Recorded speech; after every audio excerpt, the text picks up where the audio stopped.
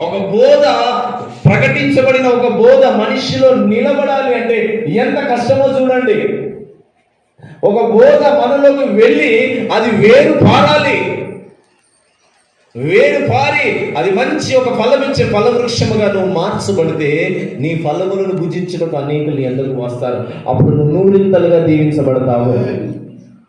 కాబట్టి ఈ మూడో రకం ప్రజలు ఎలా ఉన్నారంట, వారు వాక్యాన్ని విని అంగీకరించినా కూడా వారికి వచ్చే సమస్యలు, కష్టాలు వాటిని బట్టి వారు చెదిరిపోతుంటారు. అప్పుడు వాక్యం నిష్ఫలమవుతుంది. కానీ 20వ వచనం ఎలా ఉండాలో అలా ఉంది. చదువుదాం.